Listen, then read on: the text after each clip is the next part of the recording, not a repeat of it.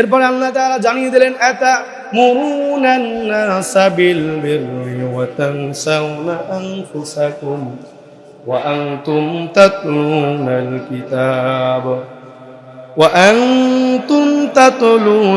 কিতাব আফালা তাকিলুন। আল্লাহু আকবার বলেন। আল্লাহ রাব্বুল আলামিন বলেন আতামুরুনান নাস, ও ইহুদিরা, ও মদিনার যে সমস্ত ইহুদি রয়েছে, তোমরা কি মানুষদেরকে হক কাজের, ভালো কথার, ইসলামের জন্য, কোরআনের জন্য, আল্লাহর পথের আহ্বান করো। আতামুরুনান নাস বিল বিররি, বিররি মানে ভালো কাজ। বিররি মানে কি? আতামুরুনান নাস, তোমরা কি আদেশ করো। নাস মানে মানুষদেরকে। নাস মানে কি? আতামুরুনান নাস বিল বিররি, তোমরা কি মানুষদেরকে ভালো কাজের আদেশ করো। ওয়াতানসাউনা আনফুসাকুম, আর নিজেদের বেলায় ভুলে যাও।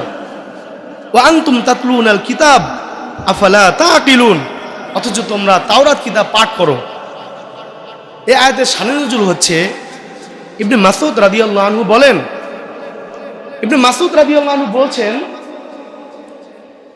মদিনার মধ্যে যে সমস্ত ইহুদি ছিল, তারা তাদের গোত্রের লোকদেরকে বলতো, এই তোমরা মুহাম্মাদের ধর্ম গ্রহণ করো, মুসলমান হয়ে যাও, কোরআনকে বিশ্বাস করো, আখিরাত বিশ্বাস করো, তাহলে তোমরা সফলতা লাভ করবে। এই কথা ইহুদিদের পাদ্রীরা বলতো।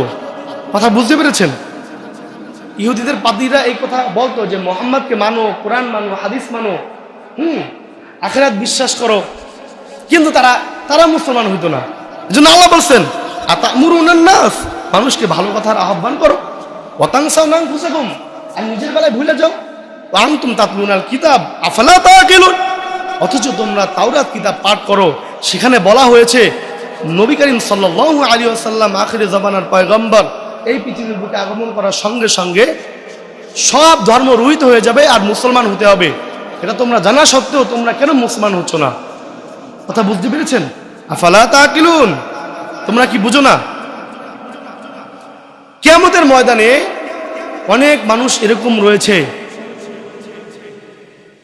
যারা জান্নাতে চলে যাবে, আবার অনেক মানুষ এরকম রয়েছে তারা জাহান্নামে যাবে। জান্নাতি লোকগুলো তারা জাহান্নামওয়ালা লোকদেরকে বলবে, ও ভাই, আমরা তো জান্নাতি হয়েছি তোমাদের কথার কারণে, তোমরা কেন আজকে জাহান্নামী হলে? তখন ওই জাহান্নামওয়ালা লোকগুলা বলবে, হ্যাঁ, দুনিয়াতে থাকা অবস্থায় আমরা তোমাদেরকে উপদেশ দিতাম, সৎ কাজের আদেশ করতাম, কিন্তু নিজেরা ভালো কাজ করতাম না। বলেন নাউজুবিল্লাহ। এখনো সমাজে এই ধরনের মানুষ তো নাই নাকি? নিজের বেলায় 16 আনা, মানুষের বেলায় এই ব্যাপার আর কি। নিজে মানুষকে বলে, এই তুই এই অপরাধ করস, এই তুই নামাজ পড়স না, এই তুই নাকি হাজি, এই তুই মদ খাস কেন, এই তুই জুয়া খাস কেন, এই তুই সুদে কারবার করস, এই তোর বউ পর্দা করে না কেন, এই তুই এটা করস কেন, ওটা করস কেন? আসলে নাই কথা কন, নিজেদের কোনো খবর নাই। লিমা তাকুলুনা মা লা তাফআলুন, তারা যেটা করে সেটা, তারা যেটা বলে সেটা করে না। আল্লাহ রাব্বুল আলামিন নবী করিম সাল্লাল্লাহু আলাইহি ওয়াসাল্লামকে জানিয়ে দিলেন, নবী করিম সাল্লাল্লাহু আলাইহি ওয়াসাল্লাম যখন মিরাজের রজনীতে গেলেন, দেখতে পেলেন এক শ্রেণীর মানুষদেরকে যাদেরকে আগুনের কাঁচি দ্বারা ঠোঁট কাটা হচ্ছে, জিহ্বাটা কাটা হচ্ছে, জবানটা কাটা হচ্ছে। নবী করিম সাল্লাল্লাহু আলাইহি ওয়াসাল্লাম বলেন, ও জিবরাইল আমিন, এই সমস্ত লোক এরা কারা যাদের জবানটা আগুনের কাঁচি দ্বারা কাটা হচ্ছে? জিবরাইল আলাইহিস সালাম বললেন, ও নবীজি, এরা আপনার উম্মতের ওই সমস্ত লোক যারা মানুষকে ভালো কথা বলতো। লিমা তাকুলুনা মা লা তাফআলুন, তারা মানুষদেরকে ভালো কাজের আদেশ করত, মানুষকে সৎ কাজের আদেশ করত, মানুষকে হকের কথা বলতো, কিন্তু নিজে নামাজ পড়তো না। আসরা নাই। লিমা তাকুলুনা মা লা তাফআলুন। এজন্য প্রিয় ভাইরা আমার, আগে আমাকে সংশোধন করতে হবে, আগে নিজেকে পরিবর্তন করতে হবে, তারপর সমাজ ঠিক করতে হবে ইনশাআল্লাহ।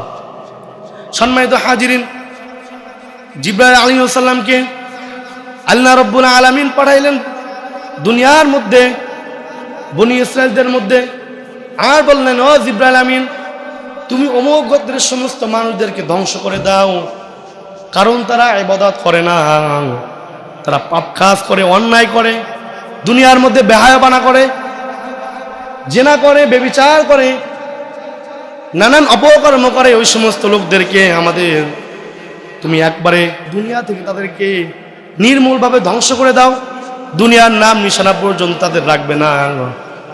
জিবরাইল আলাইহিস সালাম বনি ইসরাইলদের ওই গোত্রের কাছে আসলো। আসার পর তিনি দেখতে পেল ওই এলাকার মধ্যে, গোত্রের মধ্যে একজন হক্কানি বুজুর্গ রয়েছে, যে ইবাদত করে, নামাজ পড়ে, আল্লাহ তাআলার হুকুম পালন করে, আল্লাহর ইবাদত ছাড়া কিছুই বোঝে না, আল্লাহর ইবাদত ছাড়া কোনো কাজ করে না, সারাদিন তাহাজ্জুদ নামাজ পড়ে, সারা রাত তাহাজ্জুদ নামাজ পড়ে, দিনের বেলা আল্লাহর ইবাদতে মশগুল থাকে, জিহাদ করে। জিবরাইল আলাইহিস সালামের অবস্থা দেখে আল্লাহর কাছে যায় বলেন, ও আল্লাহ, আপনি ওই গোত্রকে ধ্বংস করার জন্য বলেছেন, অমুক জাতিকে ধ্বংস করার জন্য বলেছেন, কিন্তু ওই জাতির মধ্যে, ওই লোকদের মধ্যে একজন আল্লাহওয়ালা রয়েছে, বুজুর্গ রয়েছে, যে আল্লাহ তাআলা ইবাদত করে সর্বদা, আল্লাহ তাআলা ইবাদত করা ছাড়া কিছুই বোঝে না, আপনাকে অনেক বেশি ভালোবাসে, তাহলে আমি কিভাবে তাদেরকে ধ্বংস করি? আল্লাহ রাব্বুল আলামিন বললেন, ওই বুজুর্গকে সর্বপ্রথম ধ্বংস করা। বলেন নাউযুবিল্লাহ। আল্লাহ বলছেন কি, ওই বুজুর্গকে, ওই ওলিকে সর্বপ্রথম ধ্বংস করো, তারপর তাদেরকে ধ্বংস করো। কেন? কারণ সে নিজে আমল করছে, নিজে ইবাদত করছে, অপরকে দাওয়াত দেয় না। কথা বলছেন? এজন্য আল্লাহ রাব্বুল আলামিন বলেন, ওয়ামান আহসানু কওলাম মিম্মান দাআ ইলাল্লাহি ওয়া আমিলা সালিহান ওয়া ক্বালা ইন্নানি মিনাল মুসলিমিন। আল্লাহু আকবার। আল্লাহ রাব্বুল আলামিন বললেন, তারাই প্রকৃতপক্ষে মুসলমান, তারাই আমার প্রিয় বান্দা, যারা নামাজ পড়ে, ইবাদত করে, হক কথা বলে, দিনের কথা মানে, কোরআন অনুযায়ী নিজের জীবনটাকে পরিচালনা করে, কখনো বাতিলের সামনে মাথা নত করে না। কথা বলেন ঠিক কিনা? হক যেটা সেটা হকই বলে, কখনো রাজা বাদশার কাছে, বাতিলের কাছে মাথা নত করে না। ওয়ামান আহসানু কওলাম মিম্মান দাআ ইলাল্লাহি ওয়া আমিলা সালিহান ওয়া ক্বালা ইন্নানি মিনাল মুসলিমিন। শুধু তাই নয়, নিজে হক কথা বলে এবং অপর মানুষকে হকের দাওয়াত দেয়। বলেন সুবহানাল্লাহ। সম্মানিত হাজিরিন, আল্লাহ রাব্বুল আলামিন পবিত্র কোরআনুল কারীমের মধ্যে জানিয়ে দিয়েছেন, কু আনফুসিকুম ওয়া আহলিকুম নারা। আল্লাহু আকবার। আল্লাহ রাব্বুল আলামিন বলছেন, হে বান্দা, তুমি নিজে জাহান্নামের আগুন থেকে বাঁচো এবং তোমার পরিবার পরিজনকে জাহান্নামের আগুন থেকে বাঁচাও।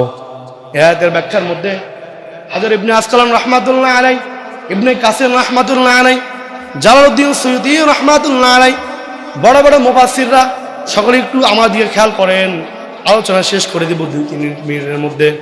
সম্মানিত হাজিরিন, আল্লাহ রাব্বুল আলামিন এই আয়াতের মধ্যে আমাদেরকে যে মেসেজটা দিলেন, কু আনফুসিকুম ওয়া আহলিকুম নারা, হে বান্দা, তুমি যেরকম ভাবে জাহান্নামের আগুন থেকে নিজেকে বাঁচাবা, তোমার পরিবার পরিজনকে জাহান্নামের আগুন থেকে বাঁচাতে হবে। পরিবার পরিজনকে কিভাবে আমি জাহান্নামের আগুন থেকে বাঁচাবো? আর এখানে পরিবার পরিজন দ্বারা কি উদ্দেশ্য?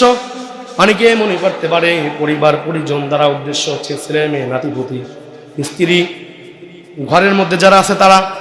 না না না, পরিবার দ্বারা এই আয়াতের মধ্যে আল্লাহ রাব্বুল আলামিন বুঝিয়েছেন, আপনি যে ফ্ল্যাটের মধ্যে থাকেন, যে বিল্ডিং এর মধ্যে থাকেন, সমাজের মধ্যে থাকেন, যে গ্রামের মধ্যে থাকেন, সবাই আপনার পরিবার। বলেন সুবহানাল্লাহ। এই প্রত্যেকটা লোককে আপনার দাওয়াত দিতে হবে হকের জন্য, আল্লাহর জন্য, কোরআনের জন্য। এই দাওয়াত দিতে গিয়ে যদি জীবন চলে যায়, তা পরোয়া করার টাইম নেই। বলেন সুবহানাল্লাহ।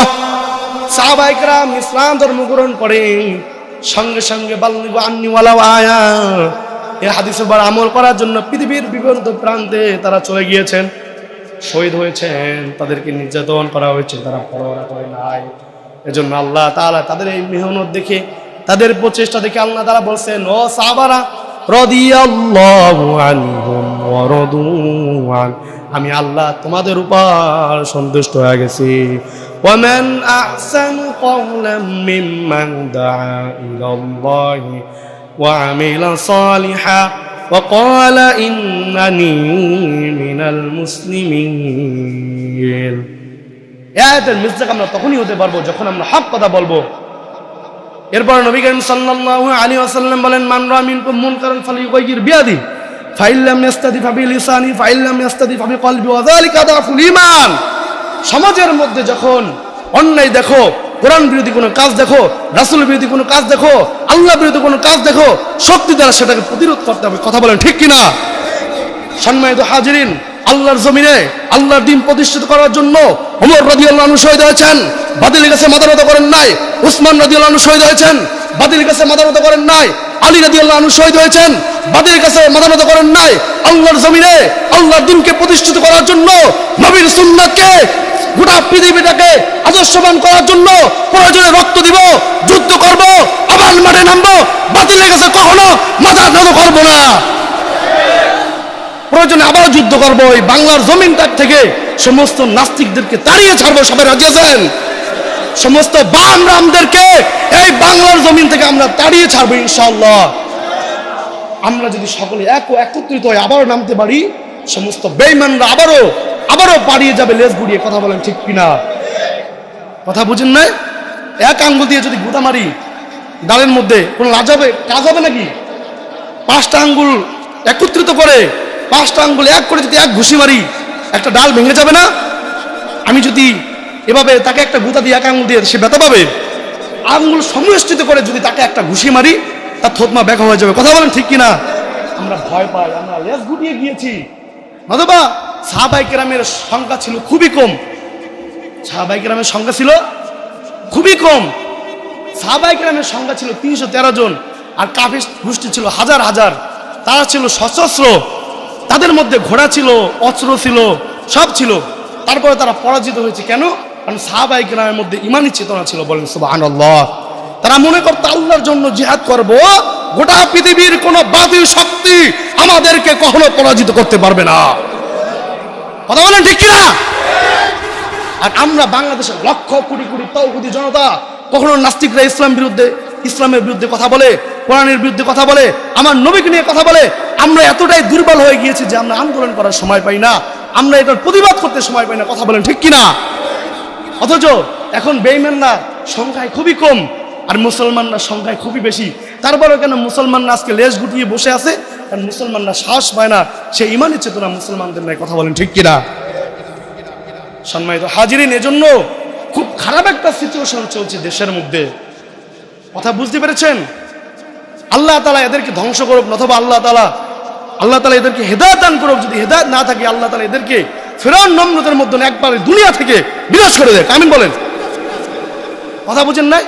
নমরুদ 900 বছর শাসন করেছিল। 500 বছর? ফিরআউন 400 বছর শাসন করেছিল। তারপরে আল্লাহ তাআলা ধ্বংস করছেন। আপনি কি মনে করছেন সে ধ্বংস হবে না? আল্লাহ তাআলা আমাদেরকে এগুলো বুঝে আল্লাহ তাআলার হক কথা বলার, ওমান আহসানু ক্বালাম মিম্মান দাআ ইলাল্লাহি ওয়া আমিলা সালিহা, এই আয়াতের উপর আমল করার তৌফিক দান করেন। সকলে বলেন আমিন।